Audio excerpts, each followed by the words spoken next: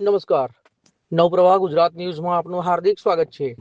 શ્રાવણ મહિનાના બીજા સોમવારે રામેશ્વર મહાદેવ ખાતે લીલા શાકભાજીનો મનોરથ. શ્રાવણ મહિનાના બીજા સોમવારે વડોદરાના વાઘોડિયા રોડ ઉપર પ્રભુનગર પાસે આવેલા રામેશ્વર મહાદેવ મંદિર ખાતે વિશેષ ધાર્મિક આયોજન કરવામાં આવ્યું હતું. શ્રાવણ મહિનાના બીજા સોમવાર નિમિત્તે વાઘોડિયા રોડ ઉપર પ્રભુનગર પાસે આવેલા રામેશ્વર મહાદેવ મંદિર ખાતે રામેશ્વર સેવા સમિતિ દ્વારા લીલા શાકભાજીનો મનોરથ યોજાયો હતો. મંદિરમાં ભગવાન રામેશ્વર મહાદેવને લીલા શાકભાજીથી વિશેષ શણગાર કરવામાં આવ્યો હતો. મનોરથના દર્શન અને આરતીમાં આસપાસની સોસાયટીઓમાંથી મોટી સંખ્યામાં લોકો ઉમટી પડ્યા હતા. ભક્તોએ ભગવાન રામેશ્વર મહાદેવના દર્શન કરી ધન્યતા અનુભવી હતી અને શ્રાવણ મહિનાના પવિત્ર સોમવાર નિમિત્તે ભક્તિમય વાતાવરણ જોવા મળ્યું હતું. જોતા રહો. આજ રોજ રામેશ્વર મહાદેવમાં શાકભાજીના મનોરથનું શણગાર કરેલું છે. આ સ્થળ પ્રભુનગર સોસાયટી કોસ્મોસ બેંકની પાછળ વાઘોડિયા રોડ સોસાયટી પારોલની બાજુમાં આવેલું છે. હવે અનિરત આવા પ્રોગ્રામ કરતા રહીએ છીએ અને હમણાં 8:30-9 વાગે ભજન સંધ્યાનો લાઈવ કાર્યક્રમ છે.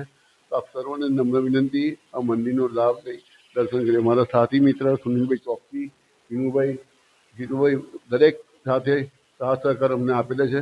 આપ આગળ બસ એવું મન થયું કે ભાઈ ભગવાનને જે ભગવાન આપણને આપે છે એ આપણે ભગવાનને ધરાવીને પછી આપણે આપીએ. અને અમે આ બધી જ વસ્તુ અનાથ આશ્રમમાં અમે વિતરણ કરી દઈએ છીએ. અમે કોઈ ડિસ્ટ્રીબ્યુટ કોઈને કરતા નથી. મારું નામ પ્રણવ ત્રિવેદી.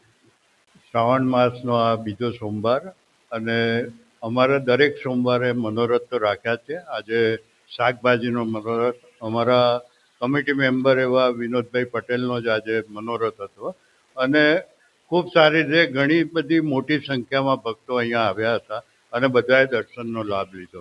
સરસ રીતે અમારા પ્રોગ્રામ ચાલી રહ્યા છે.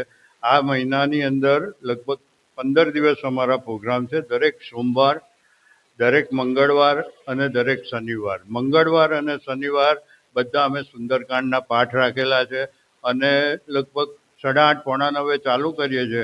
11, 11:30 વાગે છે. બધા જ ભક્તો ખૂબ મોટી સંખ્યામાં હાજરી આપે છે. પાઠ બાદ અમે અલ્પાહાર જેવું પણ રાખીએ છીએ અને આજુબાજુની સોસાયટીનો ખૂબ અમને સપોર્ટ મળેલો છે અને દરેક જણ બહુ ભાવપૂર્વક અને અહીંયા હાજરી આપે છે અને અમારો મનોરથ સંપૂર્ણ રીતે સંપન્ન થાય છે.